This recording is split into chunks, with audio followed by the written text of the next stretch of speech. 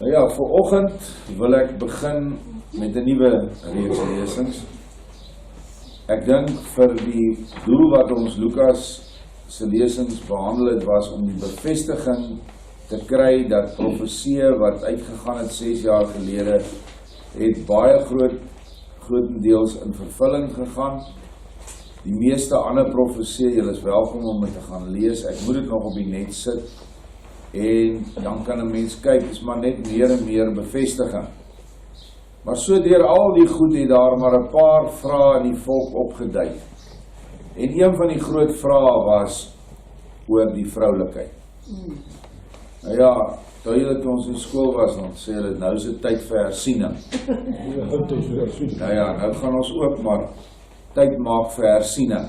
Ek weet, vir baie mense is dit nou al ou nuus, maar dit bly nuwe nuus, want hierdie lesings se doel, en hoe Vader dit nou vir my gewys het, is dat dit so gestruktureer moet word. Eerstens, dat dit eenvoudig verduidelik kan word.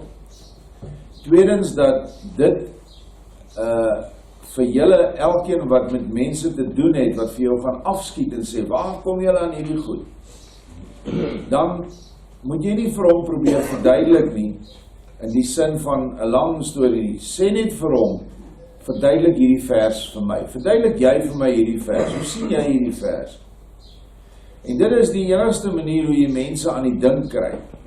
En dit is hoekom Vader vir my ook gesê het, grotendeels gebruik die oorspronklike skrif, wat ons nou die boek van herinnering het, maar daar sal lesings wees waar ons ook in die nuwe Openbaring, in die boeke van Lorber en Bertha sal ingaan, maar gewoonlik is die mense, deur die bank, die mense wat nie hierdie vroulikheid in die Elohim of in die Godheid sien nie, sal ook nie die nuwe Bybel opvat nie. Hulle sit om een kant op, werk en weg. So hierdie dinge loop saam. So wat Vader eintlik vir ons sê is, dat die hemelse waarheid sal geslote bly, totdat jy die Godheid as manlik en vroulik begin waarneem. Dan open dit. So as ons nou kyk, dat die Ou Testament die begin van die natuurlike waarheid was, Joshua kom en deur sy lewe en sy woorde open hy 'n volgende vlak, nie net in die Nuwe Testament nie, maar ook in die Ou Testament. Hy lig die Ou Testament na 'n nuwe vlak toe, want hy vervul die Ou Testament. En so kan jy nou gaan kyk na al die offers en die feeste en profeseë oor hom, dan sien jy maar hier is 'n dieper geestelike boodskap. Maar as mense nie die dieper geestelike wil hê nie, as hulle die woorde net lees soos wat hulle hom lees, en ek het die voorbeeld baie gebruik van my ou vriend, as ek begin sê die olie wat in die lampies van die maagde was, die 5 maagde en die 5 wat nie gehad het nie, dit is liefde of is waarheid, dan sê hy, nee, jy is nou besig met intonasie en inlegkunde. Olie is olie, daar staan paraffin. Kry paraffin op hierdie plaas. Ek dink ek het op 'n stadium 200 liter dromme paraffin gehad. Hulle het groen geword van ouderdom. Maar ons het dit toe gebruik, het daarom nog gebrand. As jy die skrif so wil lees, is ek vir jou bitter jammer. Jy mag dalk in jou oë dink jy's reg, want jy het die skrif met jou verstand gelees. Jy het nooit jou hart geopen en met jou hart begin lees nie. En dit was maar om die geestelike waarheid te vind. Dit is deur Joshua aan ons gebring. Maar nou kom Joshua en hy gaan weg en hy sê, ek stuur vir julle die trooster. En die trooster leer vir ons nou die volgende vlak. Natuurlik leer sy al 3 vlakke. Trooster is soos 'n moeder wat al haar kinders lief het, die wat nie doeke is en die wat mondig is. Maar kom ons loop nie die storie vooruit nie, kom ons begin by die begin, dat die ding logies aan mekaar sit. En die belangrikste verse wat vir my wat betref hierdie onderwerp, is vir my hier in Matteus 11 en Matteus 18 en 19. Kom ons lees dit, Matteus 11 vers 25. In daardie tyd het Jahwe Yeshua gespreek en gesê, ek loof u Vader, Jahwe van die hemel en die aarde, dat U hierdie dinge verberg het vir die wyse en geleerdes, en dit aan die kindertjies geopenbaar het. Is Yeshua besig om net van werklike kindertjies te praat? Nee, want hy stel wyse en geleerdes teenoor kindertjies. Ons voorbeeld wat ons nou gaan gebruik, gaan 'n kindjie van 5 jaar oud wees, of 4 jaar. Yeshua sê iewers in die nuwe openbaring, kindertjies tot op 6, 7, maar miskien 'n bietjie kleiner, sê maar 4, 5. Hulle is maar eintlik net klein diertjies. Hulle het nie redenasie vermoë nie. Hulle het lief, natuurlik, liefde straal uit hulle uit wanneer mamma liefde gee. En hulle is lief vir ma, want ma versorg, ma het gesoog, ma trek aan en dry die doeke en alles. En hy raak lief vir pa, en hy het ook daarom boeties en sissies wat heeltyd om hom is. Maar hy het nog steeds geen vermoë om enige dieper denke in skrif en goed te verstaan nie. Wanneer hy geleer word van Yeshua, die ou dae van Jesus, is dit ook maar net 'n spontane gevoel amper vanuit 'n diertjie se hart. Nee, dit is iets wat jy van hom leer, jy rig hom af, en hy het daai liefde, en hy sal sy handjies vou, en hy sal sê, dankie Yeshua, en al daai dinge. En dit is wonderlik, en Yeshua, hy erken ook daardie gebede. Maar dit is absoluut vanuit 'n kinderhart. Okay, ons gaan verder. Matteus 18 vers 3, Yeshua sê, voorwaar ek sê vir julle, as julle nie verander en soos die kindertjies word nie, sal julle nooit in die koninkryk van die hemele ingaan nie. Ons het nou net die definisie van 'n kindjie, het ons nou as voorbeeld gebruik, maar hy praat met groot mond mense. Hy sê, julle moet soos kindertjies word. Nou, 'n jaar van die saak kan ons nie nou kleiner word nie. Ons moet in ons gemoed, moet ons geword, soos wat die kindertjies is teenoor hulle, ma en pa en hulle boeties en sissies. So wat lees ons nou al hier? Hierdie kindertjies is deel van 'n familie. En hy sê ons moet soos daardie kindertjies word. En daardie kindertjies het 'n mamma en 'n pappa en boeties en sissies. Baie belangrik, want anders is hierdie vers nie reg nie. Dan het Yeshua net halwe waarhede gebring, en dit is nie waar nie. Matteus 19 vers 13. Toe bring hulle kindertjies na hom, dat hy hulle die hande sou oplê en bid. En die studente het hulle bestraf. Nou hierdie ou klomp geleerde manne staan nou daar rond, en ons is baie keer soos hulle. Nee, laat die kinders weggaan, hulle irriteer vir Yeshua. Dis seker maar wat hulle gesê het. Maar Yeshua sê, laat die kindertjies staan, los hulle uit, en verhinder hulle nie om na my te kom nie. En hier is die kruks van alles, want aan sulkes behoort die koninkryk van die hemele.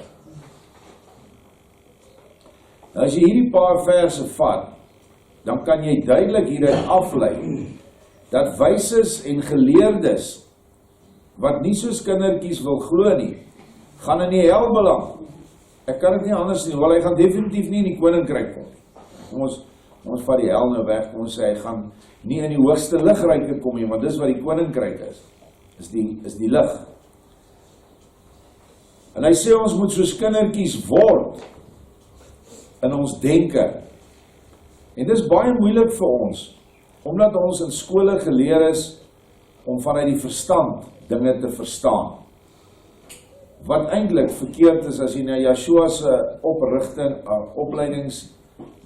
handleidings en goed kyk wat nou geskryf word deur ons suster Nalies, dan sien, en het hy ook vir ons in die nuwe Bybel gegee, dan sien jy dat Yeshua sê, die eerste fase van 'n kind se opleiding is geestelike opleiding, in die liefde, nederigheid, behulpsaamheid, al die dinge, maniere wat baie van die kinders vandag nie meer het nie, want hulle ouers het dit nie vir hulle geleer nie, inteendeel, ek ervaar dit hier, dat baie van die ouers het dit ook nie gekry nie. So hoe kan 'n ongemanierde ouer, wat as 'n ongemanierde, ongepoetste kind groot geword het, hoe kan hy maniere aan sy kind leer? Is tog onmoontlik. En so sit ons nou al met 3 generasies onmoontlike mense. en ons sit met groot stryd om hulle weer reg te kry. So, die vraag is wat ek hier sit, wat kan 'n kind tog nou verstaan van die koninkryk? Hy sê, jy gaan die koninkryk beerwe as jy soos 'n kind word. Maar nou wat verstaan die kind van die koninkryk? Kom ons vat 'n kind van 5 jaar. Ok, Jannie of Sunny, sê jy nou vir ons, verduidelik vir ons die drie-eenigheid van God. Daai kind gaan vir jou so aangaap. Vertel vir ons van dit of dat diep dinge in die Bybel. Daai kind gaan net vir jou staan en aangaap. Hy gaan nie 'n idee hê waarvan jy praat nie. Het Yeshua gelieg? Nee, hy kan nie. Hy het 'n goeie voorbeeld gebruik.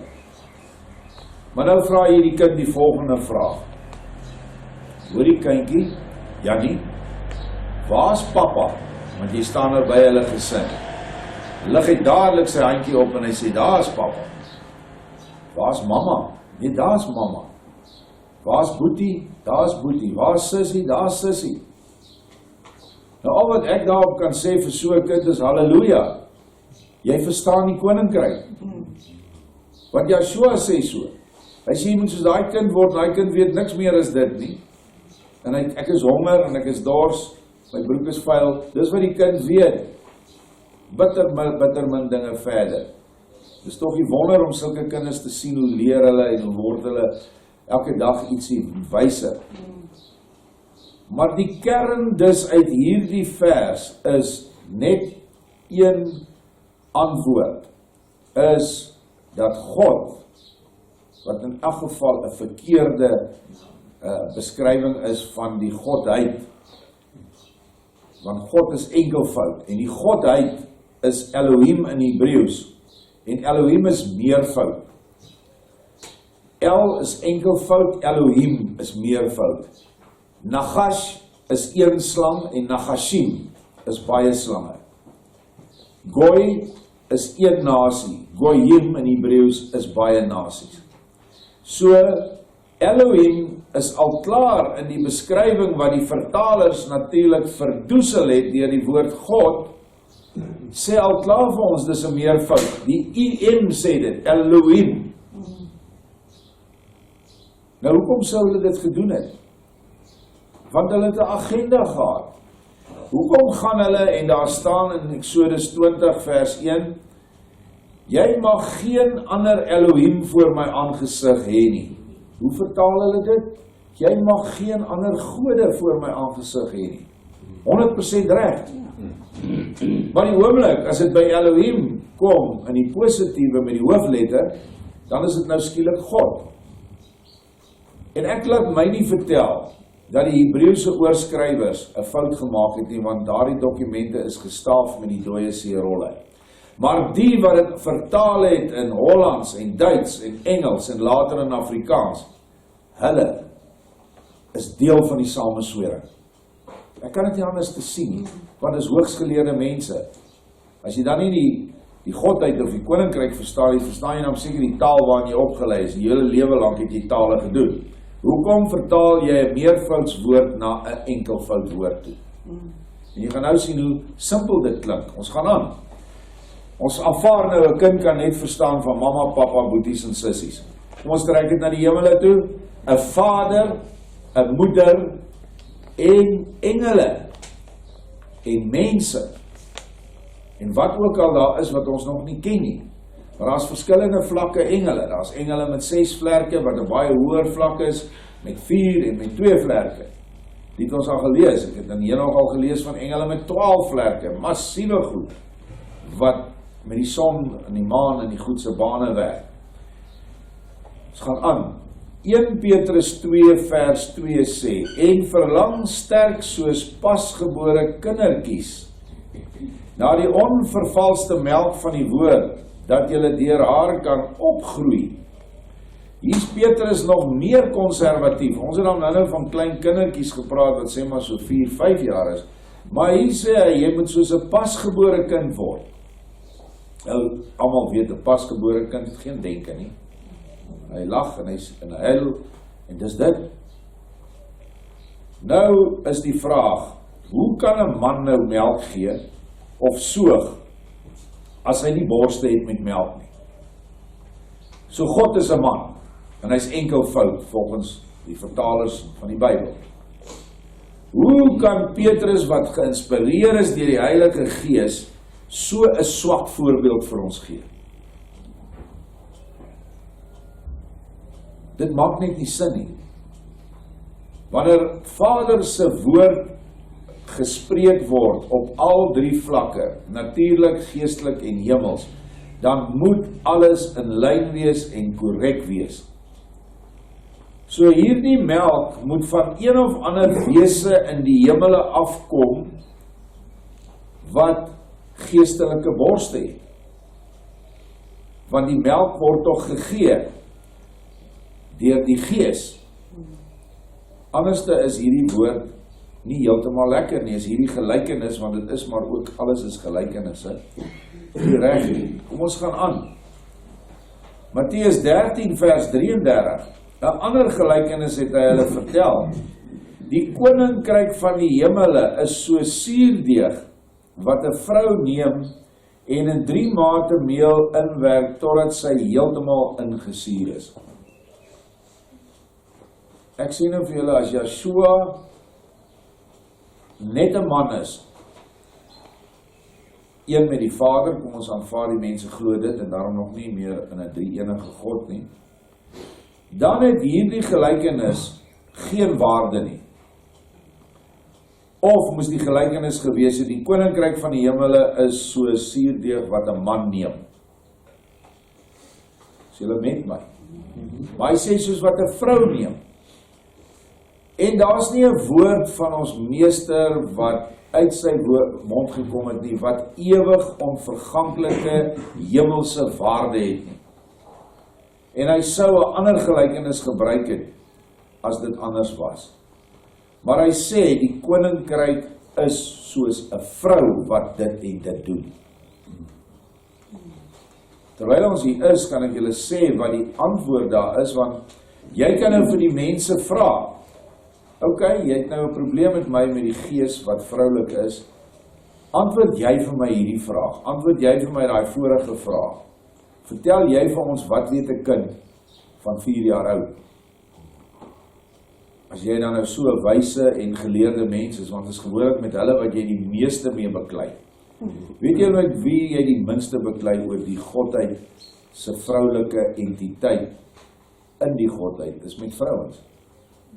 Ek het dit nou al hoeveel keer gevra. Dan begin ek maar altyd, vrou, na wie se beeld is jy geskape? Ja, na God se beeld. Ek sê, anders sê, na Jesus se beeld. Ek sê, maar, dis onmoontlik. En Jesus is 'n man. God het hulle vir jou geleer, is ook 'n man. Nou wat nou? Waar is jy? En dan, eintlik sien jy dat daar so verdwaaste lig opgaan. Nee, ek het nog nooit daaraan gedink nie. En wat is weggesteek vir my? Hoekom is dit weggesteek vir my? Laat ek het vir julle vertel hoekom het vir julle weggesteek is. Want reg deur alles, of dit nou in die Levitiese orde was, en was dit nou in die kerkorde van die Rooms-Katolieke kerk, wat die groot hoer nou is, wat was van die begin af, en al haar dogters, die protestante dogters, en die charismatiese dogters, en al die ander, was mans in beheer van die vertalings. En mans het hulle gesagsposisie daar gevestig, en hulle het onbeskaamd die woord vanuit die oorspronklike Hebreëus, wat 'n geslagtelikheid van woorde het, dit is inherent in die taal Hebreëus vasgevat. En Henog sê, dit mag nie 'n woord, 'n komma of 'n punt verander nie. En hulle het dit onbeskaamd verander, sodat die vrouens eintlik gerangeer is na 'n minderwaardige plek toe. Soos wat hulle nou lief is om Paulus aan te haal. As 'n vrou wil praat in die gemeente, moet sy haar mond hou en haar man gaan vra. Hulle verstaan nie eers die diepere betekenis nie, maar ons kom vorentoe daar. So, die Rooms-Katolieke stop toe al die vrouens wat nou 'n begeerte in hulle het, om Vader te dien, stop hulle in kloosters. Doen die mees gruwelikste dinge met hulle, en hou hulle aan eintlik vir seksslawe, en as jy in Spanje gaan, sal jy hierdie goed sien. Dit is geopenbaar, die gange tussen die manlike abdij, waar die biskoppe was, en die vroulike klooster, en die grotte tussen die twee in die gange, en al die geaborteerde lyke van babas, of pasgebore babas wat daar doodgemaak is. Ons praat van duisende wat daar lê. So, hierdie gruwel priesterdom was in beheer van die suiwer woord. Dink jy ons kan hulle vertrou? Nee, jy kan nie. Jy kan hulle nie vertrou nie. Kan 'n mens Calvin vertrou? Nee, dit was 'n Jood. Nou die dag het ouens nou my 'n groot mondvol gehad oor waar krap ek dit uit. As jy die 1918 Britannica kan kry, dit was die laaste keer waar Calvin, Calvin sy name verander het, die verskillende name wat hy aangeneem het. Maar hy was Calvin, en julle weet almal Calvin is 'n Joodse van. En ek het lesings oor hierdie goed gegee. Kan jy hom vertrou? Kan jy 'n ou vertrou wat sê die doop het in die plek van die besnydenis gekom? Jy kan nie, want hoekom doop jy dan meisies, vrouens? So al hierdie dinge maak dat ons self moet gaan soek. Waar moet ons gaan soek? Net by Yeshua. Hy het alles gebeure daar. Maar as 'n voorwaarde, jy moet die woord soos 'n kindertjie lees en opneem. Dit wat daar staan, dit is wat jy moet aanvaar. Moenie ander goed daarin lees wat nie gefundeer is op die natuurlike waarheid nie. Moenie 'n fout maak nie, die kerke het ook baie geestelike vlakke wat hulle ingaan. Maar dis nie gebaseer soseer op die woord nie, maar meer op hulle buitebybelse boeke soos die Nederlandse geloofsbelijdenis en die Dordtse leerreëls en. So, hulle sal almal vir jou gesê, ja, jy moet die geestelike, maar dis die geestelike. Kan nie losstaan van die natuurlike nie. Nou ja, ek vra dat, as God Elohim net manlik was, waar kom hierdie vrou nou in? Hierdie vrou wat die koninkryk voorstel.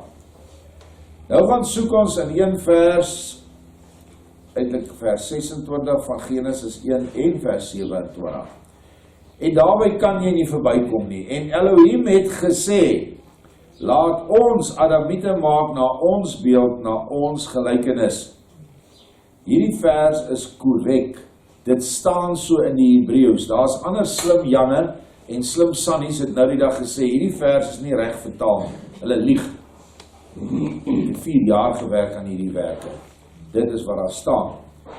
Maar as daar staan en God het gesê, laat ons, kan het dadelik is dit taalkundig verkeerd. God is 'n enkelvoud. Dan moet daar staan, laat ek Adamiete maak na my beeld. Ja.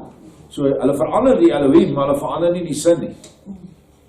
So, hier is 'n groot fout. Maar die boek van herinnering het dit reggestel, en nou lees ons, en ek het dit verdik, dat jy dit mooi kan sien. Hier is Elohim as 'n meervoud. Nou kan ons met die wysheid wat ons nou verkry het deur Yeshua se woorde oor die kindertjies in Matteus 11, 18 en 19, kan ons mos nou sê, maar Elohim moet dan 'n familie wees. Nie 'n klomp magtiges en 'n klomp engele en 'n klomp wat ook al nie, wat sommer net daar rond staan nie. Hier is 'n familie, want kom ons gaan verder, dan kyk ons of dit verder waar word, maar ek voeg toe nou Deuteronomium 6 vers 4 hier in, want die volgende ou gaan vir jou sê, ja maar, daai moet 'n fout wees, want kyk wat staan in Deuteronomium 6:4, hoor Israel, Yahweh ons Elohim, Yahweh is een. Dan kan ek vir jou sê, ja maar sien jy, nou daai ons is nou verkeerd, jy moet dit reg maak, hulle het 'n fout gemaak. Yahweh is een familie. Dis al hoe dit andersins, dit kan waar wees, Deuteronomium 6:4 en Genesis 1 vers 26. Dis die enigste manier. Hy sê eenheid. Nou daai woordjie Elohim, sien julle, Yahweh ons Elohim. Daar is dit weer enkelvoud. Elohim is enkelvoud, El is enkelvoud. Yahweh is een. Daar is nie 3 nie, en daar is ook nie 2 nie. En dit is hoekom die wêreld in die tyd van Yeshua hom verwerp het. Want hy het hom uitgegee as die seun van God, en in ander plekke het hy vir hulle gesê, ek is hy. Toe hulle vir hom vra, maar wie sê, toe sê, ek is hy sê, ek is die God van Abraham, Isak en Jakob.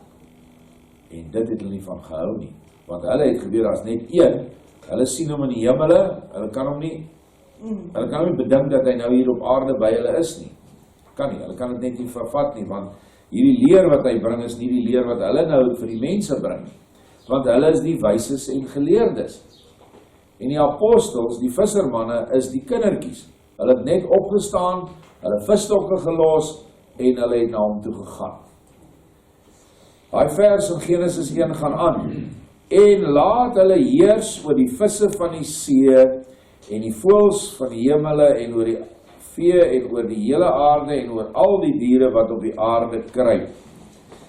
Nou, sal 'n wese wat in 'n hoër skepingsorde is, Elohim, sal hy nou iets skep wat buite sy orde is?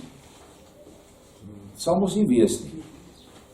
As God net man is, dan moes hy net 'n man geskep het. Dan moes hy net vir Adam geskep het. En na die ding is met Eva. Soos hy nodig. Maar hier kom en hy sê hulle moet heers oor al die voëls. Ok, voëls, kom ons kyk, is daar mannetjie voëls en wyfies? Ja, natuurlik. Kan nie bestaan sonder mannetjies en wyfies nie. Vee? Ja. Jy gaan nie melk kry as daar nie bulle is nie, want melk kom as daar kalvers is. En die kalvers moet verwek word deur 'n bul. So jy het 'n interaksie tussen die bulle en die koei, en dan is daar melk, en dan is daar klein kalfies, en so word die klein kalfie dan 'n bul of 'n koei. So hy heers nou oor hierdie goed, en diere wat op die aarde kruip, alles, manlik en vroulik. Hoe sal Vader dan nou net 'n halwe skepingsmens, of 'n halwe skepingsentiteit, aanstel om oor al hierdie goed te heers? Maak ons net nie sin nie. Hy moet iemand daar plaas, wat soos dit is waaroor hy moet heers, sodat hy hulle kan verstaan. Nou as hy dan ook na die beeld van vee en diere en alles is, en as jy diep innerlik gaan kyk, dan het ons al die eienskappe in ons siel van alles wat geskep is, dan moet die mens ook so wees, en dan moet God ook so wees. Dat is toch mos geen ander verklaring. Het gaan aan, vers 27 van Genesis 1. En Elohim het die Adamiet, naakie sit ek, slegs een, geskape na sy beeld. Na die beeld van Elohim het hy hom geskape, man en vrou het hy hulle geskape. So hy skep een, maar man en vrou in een. In Afrikaans noem ons dit 'n androgene skepping. Androgeen beteken 'n wese wat manlik en vroulik in een is. Die maklikste om dit te sien is, ons het nou baie perskebome wat nou klein vruggies het en blomme. 'n perskeboom is 'n androgene boom. Die manlik en die vroulik is daar, is die blommetjie en die styfmeel. En jy het een boom wat vrugte dra. Maar as jy na die mango, die papaya boom toe gaan. Papayas is manlike bome en vroulike bome. Vir elke 10 of 20 vroulike bome plant jy een manlike boom. En daardie bome bevrug dan die manlike boom, die vroulike boom. En al die vrugte vind jy aan die vroulike boom. Vandag het hulle dit natuurlik so verrenoveer, dat jy meer papino's kry wat nou manlike vrugte is. Maar dit was nie so, in my tyd toe ek nog geboor het 30 jaar terug, was dit so gewees. Nou, dit is geskei. Hier by ons sal julle sien, kyk bietjie mooi na die bloekombome, ons het baie van hulle, en die kareebome. Jy het 'n manlike boom en 'n vroulike boom. Ook die een wat nou vrugte dra, is die moerbeiboom. Jy het party moerbeibome, dan dra hulle niks vrug nie, maar hy kan nie dra nie, want hy's 'n manlike boom. En die vroulike boom dra vrugte. So die hele skepping is vol voorbeelde. Ons gaan aan. En Elohim het hulle geseën en Elohim het gesê, wees vrugbaar en vermeerder en vul die aarde, onderwerpbaar en heers oor die visse van die see en die voëls van die hemele en oor alle lewende wesens wat op die aarde beweeg. Hier raak my argument net sterker, want ons het nou die visse ook by. En alle lewende wesens. Alle visse is manlik en vroulik. Jy het mannetjies visse, ons vang baie visse hier, dan sê ons nee, dis mannetjies, ons sit hulle daar, of ons eet hulle, en dan berg ons maar weer die vroulikes terug in die water, want hulle kan weer eiers lê. So, nou sê hy, wees vrugbaar en vermeerder. As ons nou daardie opdrag sien, dan moet ons ook terugkom na die Godheid toe, na Elohim. Kan Elohim vrugbaar wees en vermeerder? Natuurlijk. Die skeppingsryk vermeerder en word groter by die sekonde. Dit hou net aan en hou net aan. Vader sê, daar is 'n ewigdurende opwaartse styging in sy ryk. Dis hoekom ons nooit vir een oomblik verveeld sal wees in sy koninkryk. Niks. Want jy gaan heeltyd nuwe dinge en meer salige dinge ervaar. Dis waarheen ons gaan. So uit hierdie Genesis 1 vers 26 tot 28 kan jy nie anders aflei dat daar 'n vroulike entiteit in die Godheid moet wees nie. Want jy kan nie. En dat dit een is. Want hy sê, ek maak een Adamiet, een mens, een wit mens, want Adamiet beteken Alef, eerste, Dam, blosende, eerste blosende mens. Bedoelende, daar was ander regoplopende wesens voor die tyd geskep, in die 5de skepingsryk, kan ons dit gaan nalees in die nuwe Openbaring, wat swart was, wat harig was, wat dieragtig was. Maar hulle het 'n ander doel gehad. Hulle het nie 'n doel gehad om vrugbaar te wees en te vermeerder in sy gees nie. Want Vader gaan en in hierdie Adamiet blaas hy sy asem van die lewe in. En hierdie Adamiet kry 'n vrye wil, wat die voorgeskape regop lewende wesens nie gehad het nie. Hulle moes binne 'n orde opereer. En hulle kry 'n gewete. En hulle kry 'n godsbesef. Dit is alles wat Adamiet gekry het, 'n wit man. Ek gebruik altyd die voorbeeld. Kom ons sê, ek het nou vanoggend hier na julle toe gekom en ek het hier 'n blik doem gehad. En ek begin hierdie goed spuit en ek sê, dis God se gees. En ek vertel vir julle dat julle regtig van nou af die likkewaan wat in die dam is moet aanbid. Dis 'n heilige likkewaan. Ek sal nog hier sit, sal niemand hier wees nie, miskien sal een van julle my 'n vet klap kom. Wat ook reg is, julle sal maar doen as ek so maal. Maar ek sê vir jou, 'n swarte, wat 'n goeie oorredingsvermoë het, en hulle het nogal, want hulle is nogal goed bedeeld met die bose geeste. Hulle kry dit reg. En hulle laat 'n ou enige ding aanbid. Die mees walgelikste en vieslikste goed word aanbid in hulle kerke, gedrogte. Dade wat jy nie eens kan dink dat mense sal so iets doen nie. Wat ek nie eens in so 'n diens wil noem nie. Hoekom? Want hulle is anders. Hulle is nie Adamiete nie, blosendes nie. En hulle het nie die asem van die lewe ontvang nie, want in Maleagi 1 sê, of Maleagi 2, ek het my gees slegs eenmaal in die Adamiet geplaas. Alhoewel ek nog gees oorgehad het. So julle moet aan hierdie dinge dink, want baie mense gaan jou oor hierdie goed konfronteer. En hierdie mens moet dan ook ten volle na die beeld van Elohim wees, manlik en vroulik, het ons nou mooi verduidelik, maar ook lig.